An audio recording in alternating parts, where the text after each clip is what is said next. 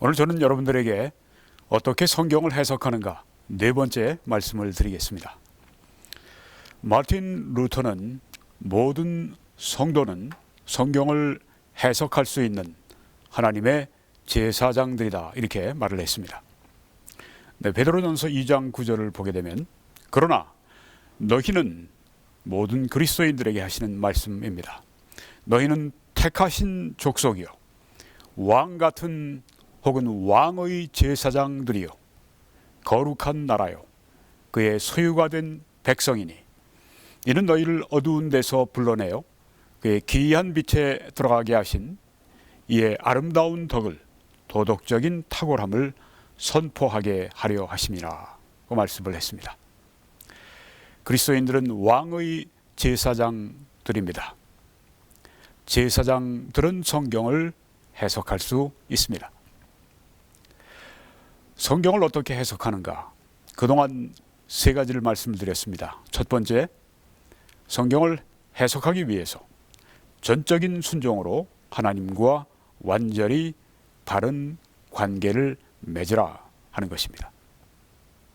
두 번째는 당신이 원하는 바를 하나님이 가르쳐 주시기를 바라지 말고 하나님이 당신에게 가르쳐 주기를 원하시는 바를 찾기를 결정하라 라고 하는 것입니다. 세 번째는 성경을 우리가 해석하기 위해서 가장 정확한 본문을 구하라고 하는 것입니다. 우린 지금 다 번역본을 가지고 있습니다. 또 사본을 가지고 있습니다. 그 중에서 가장 정확한 본문, 그것을 먼저 구해야 하는 것입니다. 오늘 네 번째는 본문에 가장 정확하고 문자적인 뜻을 찾으라 하는 것입니다. 가장 정확한 본문을 구하고 난 다음에 그 후에는 그 본문에 가장 정확하고 문자적인 뜻을 찾으라고 하는 것입니다. 영국과 미국의 법에 이런 원칙이 있다고 합니다. A law stands as it is written. 이 말은 법은 쓰여진 대로 유효하다 이런 뜻입니다. 즉 법은 그 법조문에 쓰여진 그대로 유효하다 하는 것입니다. 문자적으로 유효하다 그런 뜻입니다.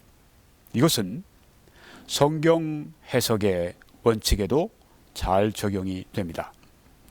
즉 성경은 성경에 쓰여진 대로 유효하다고 하는 것입니다.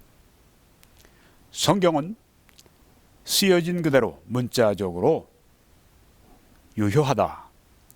문자적으로 그 뜻이 우리들에게 말씀하고 있다. 그런 뜻이라고 하는 것입니다. 그런데 이렇게 문자적으로 literal interpretation, 문자적으로 성경을 해석하는 것을 반대하면서 사용하는 논리가 이것입니다.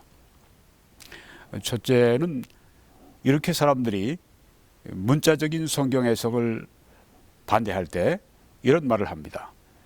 성경의 문자는 죽이는 것이라 그렇게 말씀하지 않았는가? 그러니까 문자적으로 해석한다는 말은 죽인다는 말인데, 자, 이게 과연 맞는 말입니까? 고린도 후서 3장 6절에 보게 되면은 율법 조문은 죽이는 것이요 영은 살리는 것이니라 이렇게 말씀을 합니다. 율법 조문 letter, 율법 조문 그 문자는 죽이는 것이요 그렇게 말씀을 했습니다. 그러면 이 성경에 있는 문자 그것이 죽이는 것이라 그런 뜻입니까? 물론 아닙니다. 그러면 그 뜻이 무엇입니까? 로마서 7장 9절에 보게 되면 전에 율법을 깨닫지 못할 때는 내가 살았더니 계명이 이름에 죄는 살아나고 나는 죽었도다 이렇게 말씀을 합니다.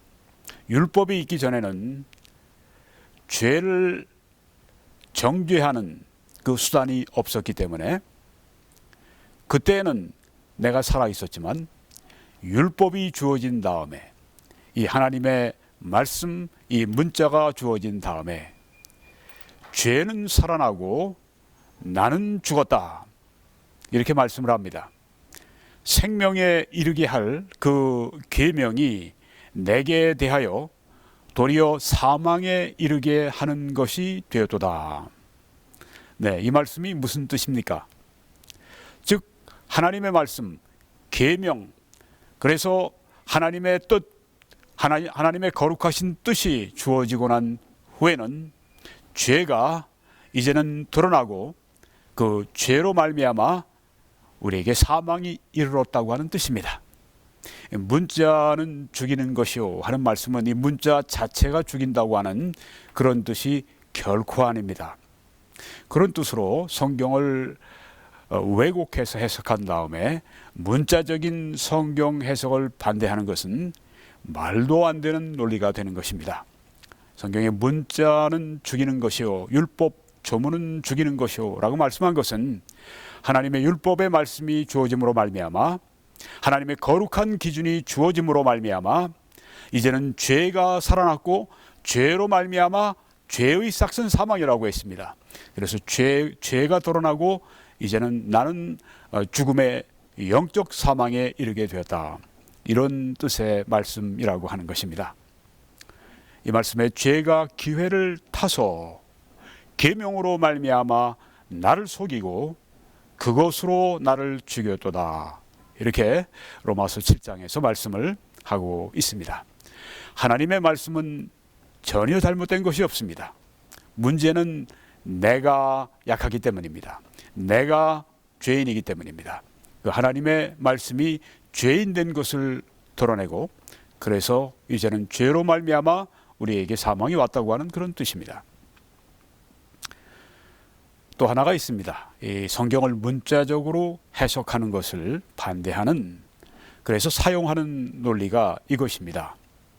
이렇게 말을 하죠. 그건 성경의 그건 비유적인 가르침입니다. 그러니까 문자적으로 봐서 문자적으로 이해하고 해석해서는 안 된다, 그런 말입니다. 그건 비유인데 왜 그걸 문자적으로 해석을 합니까? 그렇게 말을 합니다. 자, 이것이 문자적인 해석이 아닌 비유라고 하면 거기에 자기가 원하는 대로 그 의미를 부여할 수가 있지 않겠습니까? 그래서 비유라고 하고 이 사람은 이 비유가 이런 뜻을 말한다, 어떤 사람은 이 비유는 이런 뜻을 말한다, 그렇게 다른 주장을 펼치게 됩니다. 즉 자기가 원하는 것을 그 비유라고 하고 자기가 원하는 뜻을 거기에서 그렇게 말할 수 있다고 하는 것입니다. 그러니까 자의적인 해석을 위해서 잘못된 방법으로 말을 하는 것입니다. 문자적인 해석을 하지 못하게 하도록 하기 위해서 이건 비유다, 그리고 자기가 거기에다가 의미를 자기 원하는 대로 부여하는 것입니다. 이건 성경 해석의 매우 잘못된 방법이고 이단들이 사용하는 방법입니다. 물론 성경에 나오는 진술이 분명히 비유적일 때는 비유로 해석을 해야 합니다. 그러나 이런 경우에도 비유들은 사실들을 나타낸다고 하는 것을 기억해야 합니다. 비유들은 어떤 사실들을 나타내고 있다. 성경에 말씀한 하나님이 사용하신 하나님의 비유들은 결코 과장하지 않습니다. 또 하나님의 비유들은 사실들을 잘못 해석하지 않습니다. 또 하나님의 비유들은, 또 정직한 사람의 비유들은 결코 그 비유들이 가르치는 것 같은 바에 정반대되는 것을 뜻하지 않습니다. 아주 거짓된 사람들, 이단의 교주들, 이단의 가르침들, 이런 것들을 보게 되면 성경에서 말씀하는 그 비유와는 정반대되는 것을 그렇게 뜻하는 것처럼 속이는 것을 왕왕 볼 수가 있습니다. 자, 그러면은 이렇게 문자적인 성경 해석을 반대해서 사용하고 있는 그 비유라, 그건 비유의 가르침이다, 이렇게 말하는 그 신뢰를 오늘 5가지 말씀을 드리려고 합니다. 요한계시록에 나오는 많은 사람들이 그것이 무엇일까 그렇게 궁금해하고 또 어렵게 생각하는 5가지 그 신뢰를 제가 들어서 말씀을 드리려고 합니다. 첫째는 니골라당입니다. 요한계시록 2장 3장에 니골라당이라고 하는 것이 나오는데, 니콜레티안스, 니골라당이 무엇인가? 자, 3가지 해석을 말씀드리겠습니다. 하나는 신천지 2단의 해석이고, 또 하나는 이 요한계시록을 비유로 이해하고 있는 무천년설의 그 해석을 말씀드리고, 또 하나는 이 요한계시록을 다른 성경과 마찬가지로 문자적으로 이해하는 세대주의의 해석을 말씀드리려고 합니다. 무천년설은 요한계시록을 현재를 위한 비유로 주신 말씀으로 이해를 합니다. 그래서 이 요한계시록에 나오는 여러 가지 상징들, 이런 것들을 비유로 해석하고 그 비유가 무엇을 뜻하는가, 그렇게 이제 해석을 합니다. 물론 비유를 이 사람이 해석하고 저 사람이 해석하고 그렇게 다른 해석이 분분하게 나오는 경우도 많이 있습니다. 그렇지만 이 정통 무천년설을 주장하는 사람들은 그래도 그 비유를 성경에서 하나님이 무엇을 그 비유를 통해서 어떤 사실을 말씀하시려고 하는가에 대해서 매우 진지하게 그리고 정확하게 이해하려고 노력을 합니다. 그에 반해서 신천지는 성경에 나오는 비유를 완전히 왜곡하고 성경이 말씀하는 본뜻을 완전히 왜곡하고, 그래서 이단의 교주가 원하는 바의 그 해석을 집어넣는 그런 매우 사악한 방법의 성경 해석을 합니다. 자, 그러면 니골라당은 누구인가? 첫 번째, 요한계시록 2장에 이와 같이 내게도 니골라당의 교훈을 지키는 자들이 있도다 하고 말씀을 했습니다. 니골라당의 교훈, 이 니골라당이 무엇일까요? 이단 신천지는 7머리 10뿔 짐승이라 그렇게 말을 합니다. 왜 니골라당이 7머리 10뿔 짐승입니까? 도무지 말도 안 되는 그런 주장을 하고 있습니다. 니골라당과 7머리 10뿔 짐승은 완전히 다른 그 말씀을 하고 있는 것입니다. 게다가 7머리 10뿔 짐승 해놓고 또 그걸 이제 사실과 같이 사실처럼 이렇게 꾸미는데, 오평호, 그 당시에 이제 장로교에 속했던 그 오평호 목사와 그와 함께 이제 팀을 이루어서 온 그 일행, 그 7머리 10뿔 짐승이 바로 그 사람들이고, 또 그게 바로 니골라당이라고 이렇게 진짜 이게 근본도 없는 순 거짓말, 이 본뜻을, 성경의 본뜻을 완전히 왜곡하는 그런 진짜 허황된 그런 주장을 합니다. 자, 그러면 니골라당이 무엇입니까? 헨리 알포드라고 하는 유명한 지난 세기의 신학자는 니골라당은 부도덕한 교리를 가르쳤던 초대 이단이라고 그렇게 말을 합니다. 이렇게 보는 분들이 많이 있습니다. 니골라당은 초대교회 이단인데 지금은 없습니다. 초대교회 이단이니까요. 부도덕한 교리를 가르쳐서 성도들로 하여금 부도덕한 삶 가운데 빠지게 하는 그런 초대교회 이단이라고 하는 것입니다. 현재 그와 흡사한 것이 한국의 JMS, 정명석, JMS, 그 이단이 그렇습니다. 언제 이에 관해서 한번 말씀을 드릴 것입니다. 반면에 맨 오른쪽에 도널드 그레이 바른하우스라고 하는 위대한 설교자, 지난 세기의 위대한 설교자는, 또 신학자는 이렇게 말을 합니다. 초대 이단은 초대 이단인데 성직자주의를 가르쳤던 초대 이단이었다. 그게 바로 니골라당이다. 이렇게 말을 합니다. 오늘날의 이 성직자주의를 강조하는 그런 예를 들면 로마 가톨릭 같은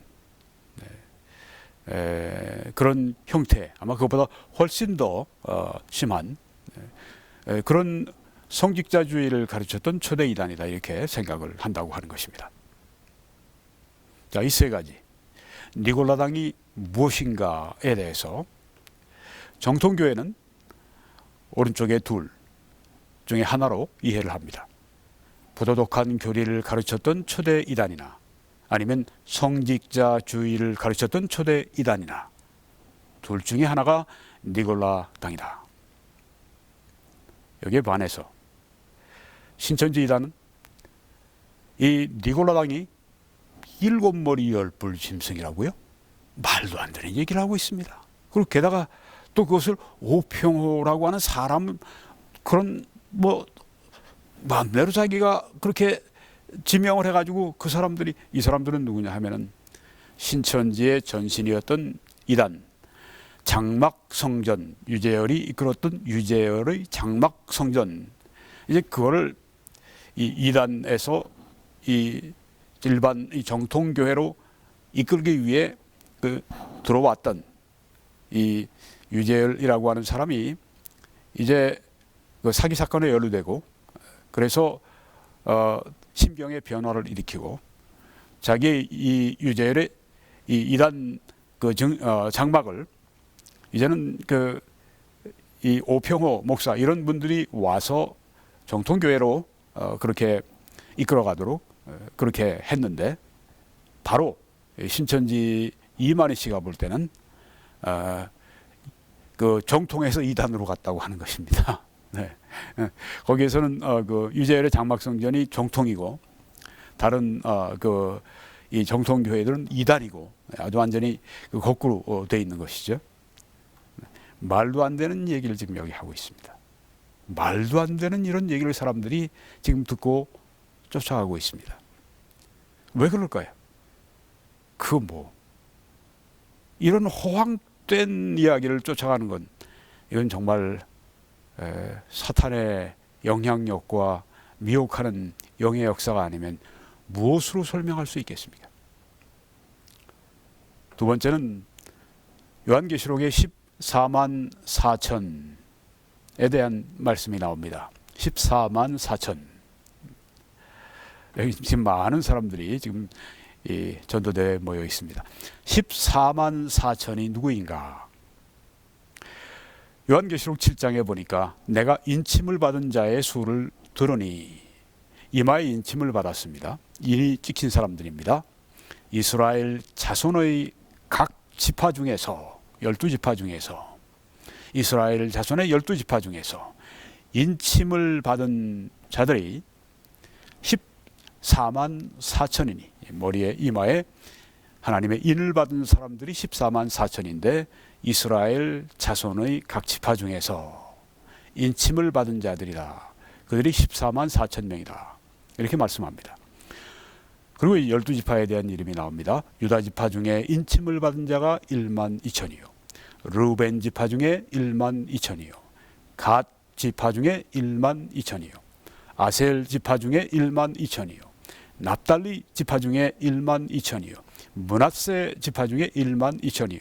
시몬 지파 중에 1만 2천이요. 레위 지파 중에 1만 2천이요.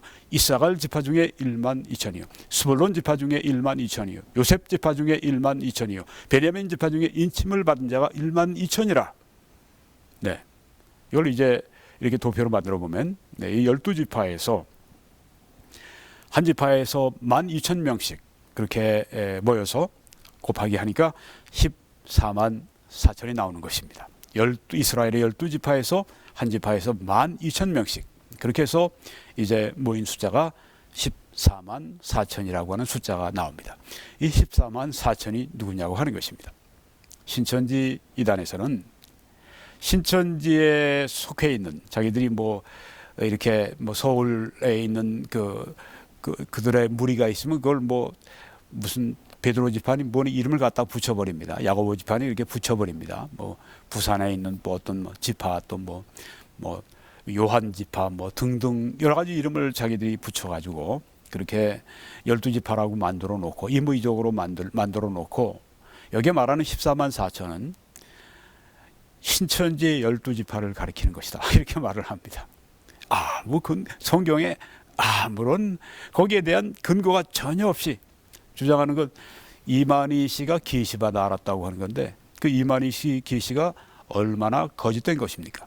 예수 그리스도의 육체로 부활하신 것을 완전히 부정하고 그것은 영의 부활이라고 속이고 예수님이 이제 부활 그리고 몸으로 승천하실 때 그것도 영으로 승천한 것이라고 속이고 예수님이 다시 이 땅에 오실 때 예수님의 실제적으로 몸을 가지고 오시는 그 재림을 영으로 오시는데 그게 이미 왔고 자기에게 쏙 들어왔다고 그렇게 가르치는 이 순거짓말, 이 교리 사기, 이 신천지 바로 그 교리, 그 신천지의 12지파의 합한 수라고 얘기를 합니다.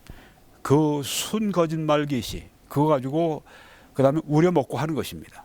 신천지 뭐 12지파라고요? 이스라엘의 12지파가 왜 갑자기 신천지 12지파로 둔갑을 해버립니까? 계시 받았다. 계시가 순거짓말 아닙니까?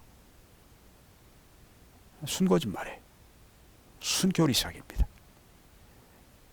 성경적인 의미가 아무것도 없습니다. 순교리사기. 자, 그러면 14만 4천은 누군가? 무천년설의 대표적인 신학자였던 윌리엄 핸드릭슨 박사 중앙에 있습니다. 사진이요. 자, 여기 14만 4천은 누군가? 무천년설은 요한계시록을 비유로 해석을 합니다. 그래서 이 14만 4천은 누군가? 현재 이 지상에 있는 교회를 말한다. 예수님이 처음 오신 다음부터 예수님이 다시 오실 때까지 있는 그 교회, 그 모든 사람들을 말하고 또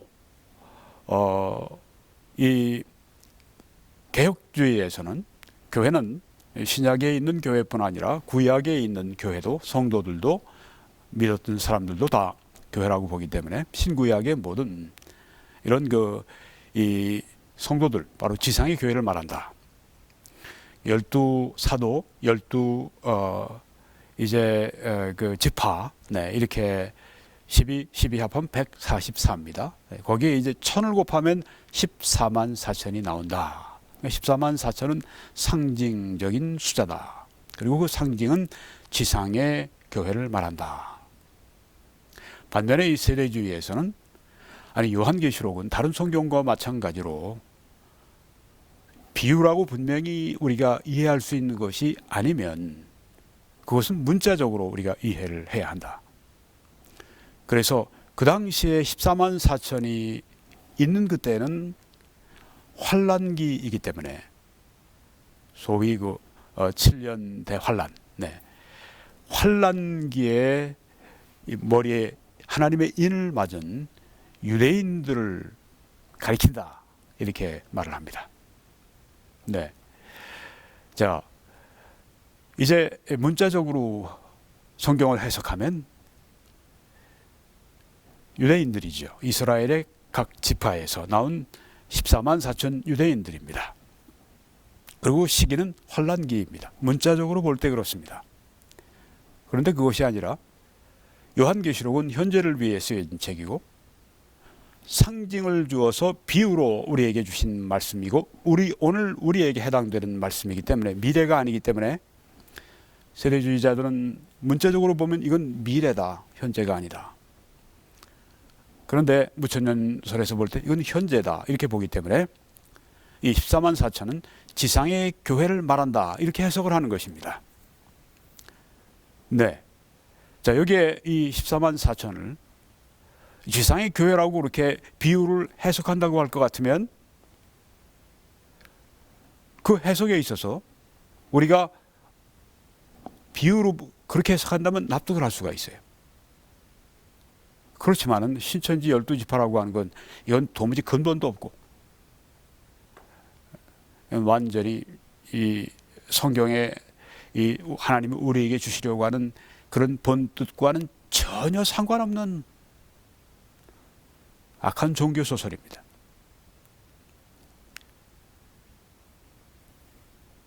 또 세 번째, 우리가 요한계시록에서 사람들이 많이 궁금해하고 또 어려워하는 것이 두 증인입니다. 여기 옛날 화가가 그 두 증인을 그린 것인데요.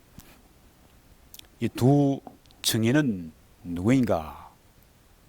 네, 먼저 신천지, 우리 먼저 요한계시록 11장에 나오는 내가 나의 두 증인에게 권세를 주리니 그들이 굵은 베옷을 입고 1260일을 예언하리라, 이렇게 말씀을 합니다.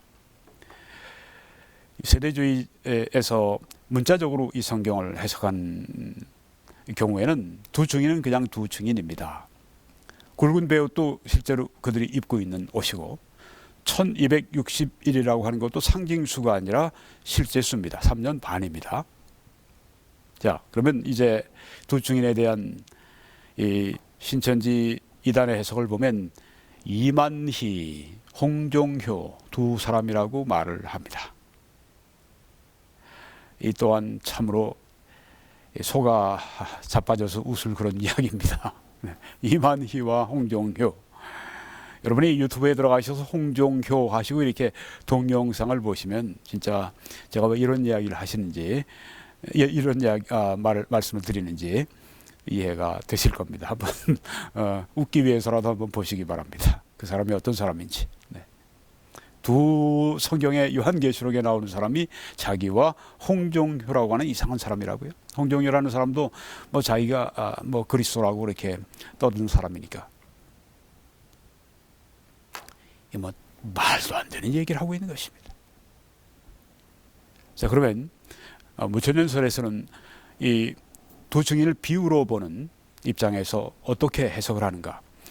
이 시대의 증언하는 교회라고 보는 것입니다.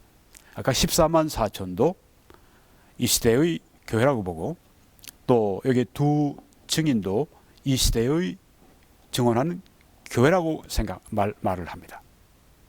이해를 합니다. 반면에 문자적으로 이 두 증인을 이해하는 세대주의에서는 이것은 환란기에, 그 당시는 환란 시기니까, 미래에 오는 환란 시기니까 거기에서 활동하는 아주 놀라운 능력을 하나님께로부터 받은 두 증인이다, 이렇게 이해를 하는 것입니다. 자, 그러면 이번엔 네 번째, 이것도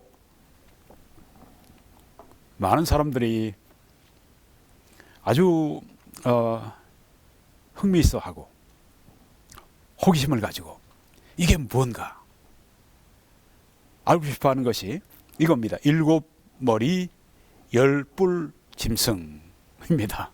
네. 기괴한 짐승입니다. 머리가 7이고 뿔이 10이나 됩니다.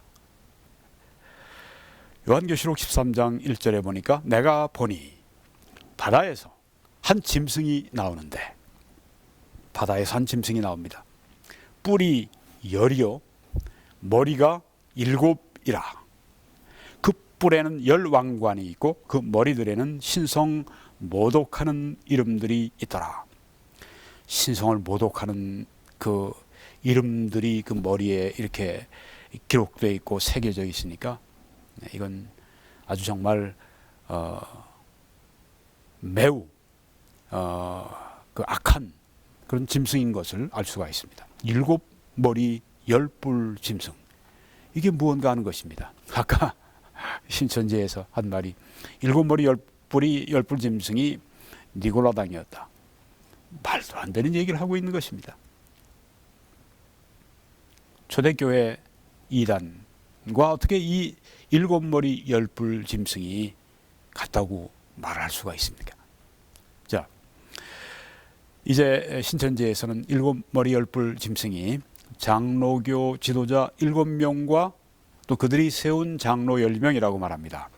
여기 장로교 지도자 7명 가운데 한 사람이 아까 말씀드린 그 오평호라고 하는 그 사람입니다.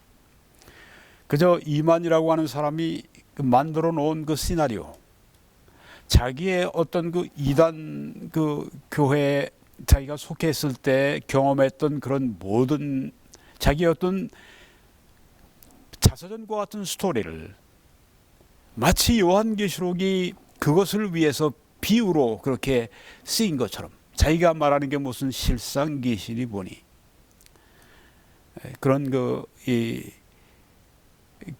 교리사기를 하면서 그렇게 말을 합니다. 이건 뭐 일고의 가치도 없는 그런 것입니다. 그런 주장입니다. 자, 그러면 일곱 머리 열불 짐승은 무엇인가? 비유인데 무천년설에서는 사탄의 권능으로 교회를 박해하는 세상 정부다, 그렇게 이해를 합니다. 일곱 머리 열불 짐승은 누군가? 무엇인가? 교회를 박해하는 세상 정부입니다. 그러면 로마 제국도 그랬고요. 또 교회를 박해하는 그동안 인류 역사에 있었던 여러 가지 제국들, 이제 교회는 무천년 개혁주의 입장에서 볼 때는 구약에 있는 하나님의 백성도 다 포함하니까, 이스라엘도 포함하니까 이스라엘과 지금 신약의 교회를 박해하는 세상 정부, 그러니까 바벨론, 아수르, 뭐 로마 제국, 뭐 현재는 북한의 김정은 정권 같은 공산 정권, 뭐 지금 중국 정부 혹은 뭐 사우디아라비아 정부, 이처럼 교회를 박해하는 세상 정부. 근데 그 뒤에는 누가 있는가? 사탄이 배후에 있고, 사탄이 그들에게 힘과 권능을 주어서 또 영감을 주어서 그렇게 해서 교회를 박해하는 세상 정부가 바로 이 일곱 머리 열불 짐승이라고 하는 기괴한 짐승이 바로 그것이다, 이렇게 생각을 합니다. 반면에 세대주의는 일곱 머리 열불 짐승이 세상 정부이긴 한데 그 성격의 특징이 지금이 아니라 미래에 오게 되는 대환란기에 부활된 로마 제국이다. 그러니까 지금 예전에 로마 제국의 영토, 지금은 그러니까 유럽입니다.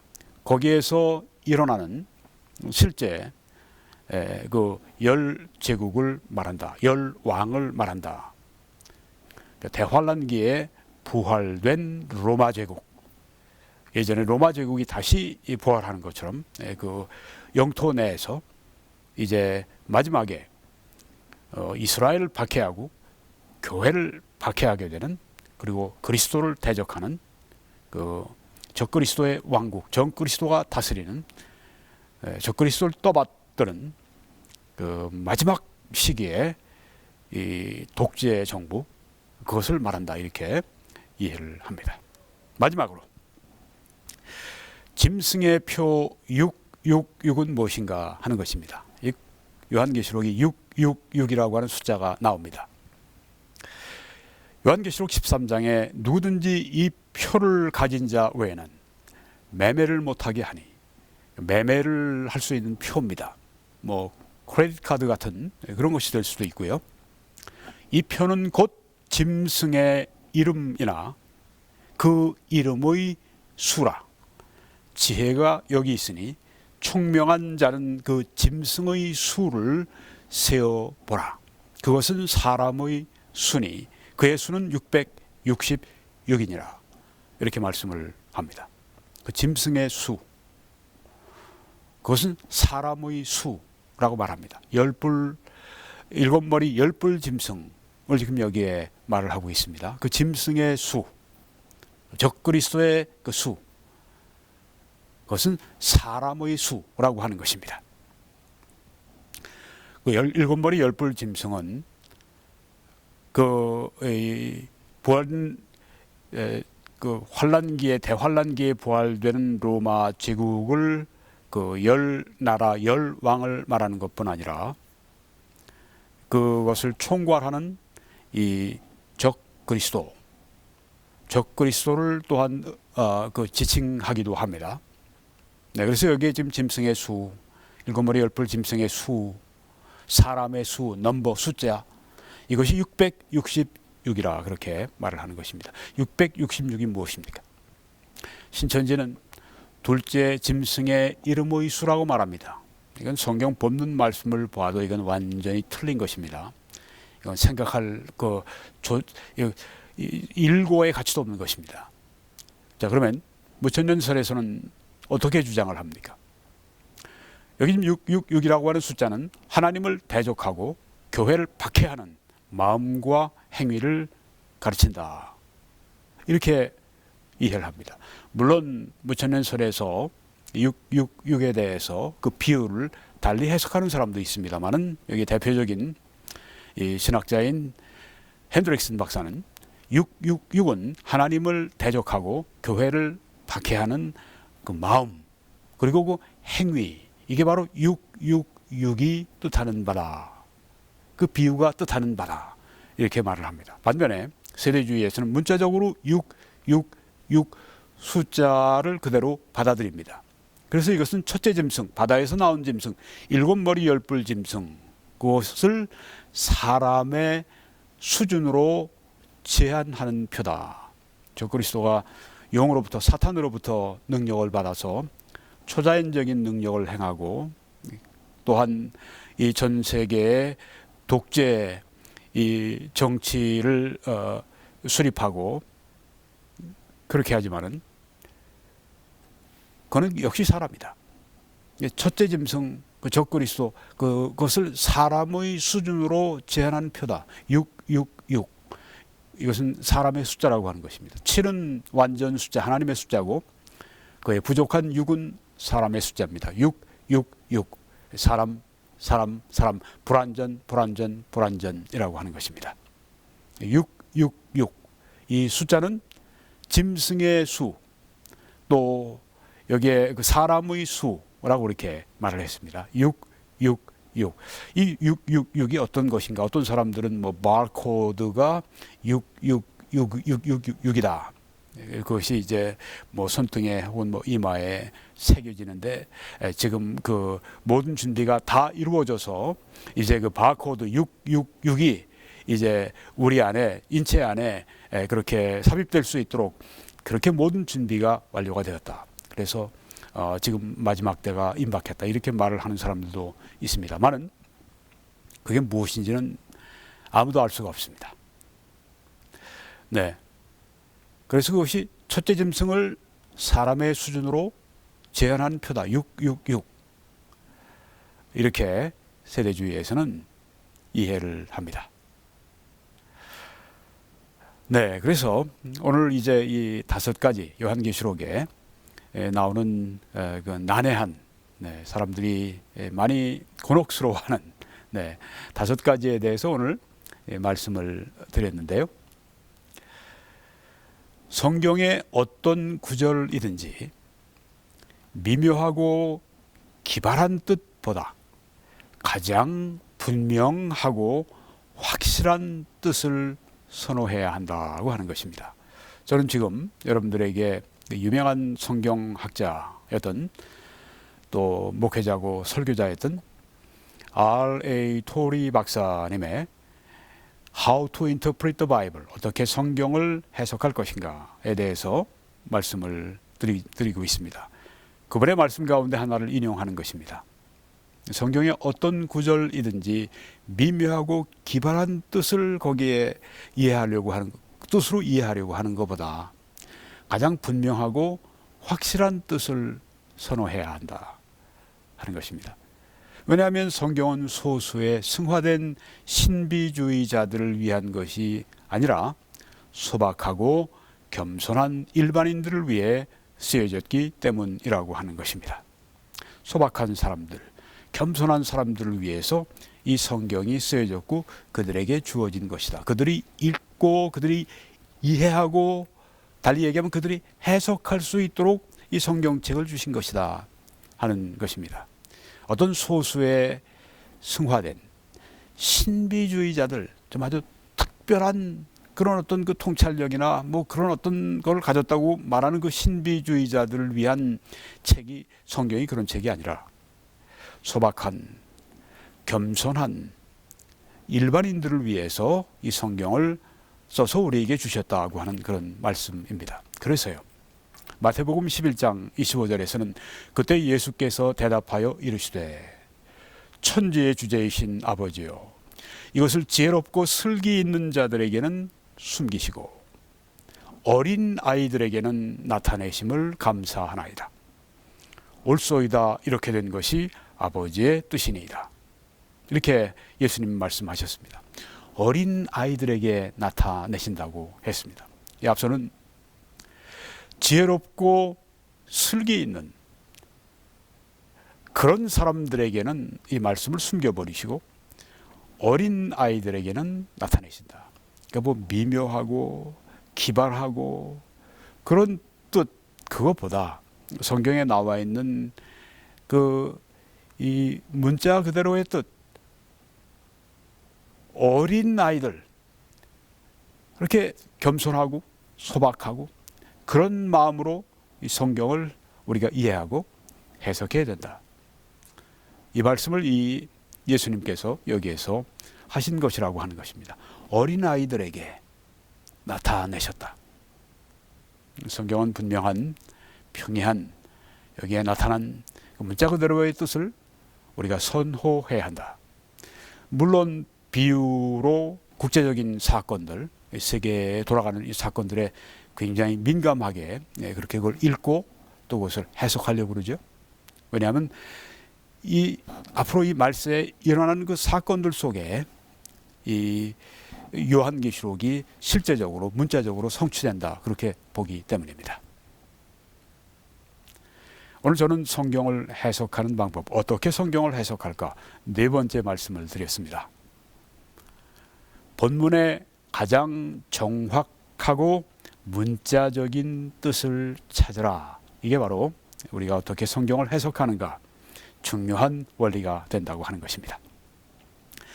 이 동영상은 필그림 글로벌 펠로우십, 전 세계의 신실한 그리스도인들, 진리를 사랑하고 진리 안에 거하고 진리를 선포하고 진리를 수호하는 그런 그리스도인들의 자발적인 펠로우십 교제고요. 또 그 가운데 어떤 분들이 신실하게 이 사역을 떠받치고 있습니다. 청지기들이 있습니다. 그분들이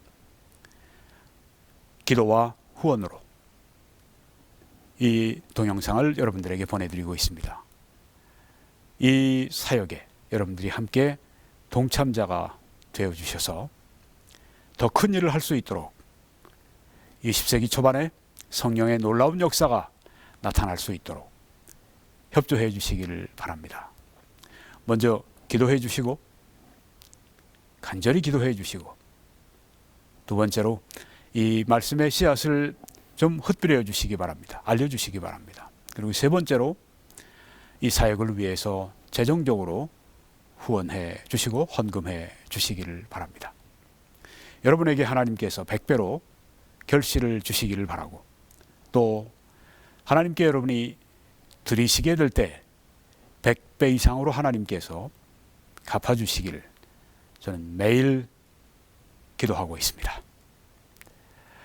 이제 여러분 www.21church.com으로 들어오셔서 다른 메시지들을 시청하시고, 또 왼쪽에 메뉴를 보시면 맨 아래 선교헌금란을 클릭하셔서 거기에 어떻게 선교헌금을 보내실 수 있는가 정보를 여러분이 참조하시고 그렇게 여러분들이 헌신해 주시면 감사하겠습니다. 오늘 모든 분들에게 주시는 기쁜 소식을 말씀드리고 마치려고 합니다. 이사야 53장에 그가 예수 그리스도가 찔리심은, 십자가에서 상하시고 찔리심은 우리의 허물 때문이요, 그가 상함은 우리의 죄악 때문이라.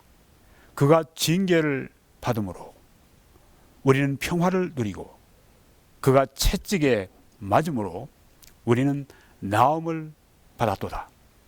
우리는 다 양 같아서 그릇 행하여 각기 제 길로 갔거늘 여호와께서는 우리 모두의 죄악을 그에게 예수 그리스도에게 담당시키셨도다. 예수님은 여러분과 저의 죄를 짊어지시고 십자가 위에서 대신 죽어주셨습니다.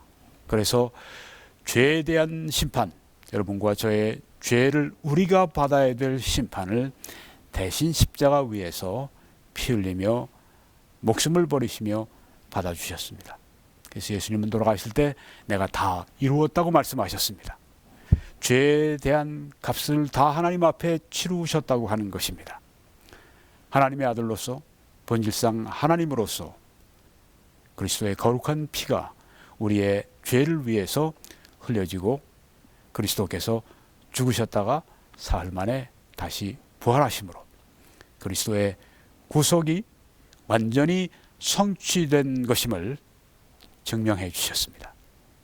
오늘 이 시간 여러분이 하실 일은 이제 회개하시는 일입니다. 마음을 바꾸시는 일입니다.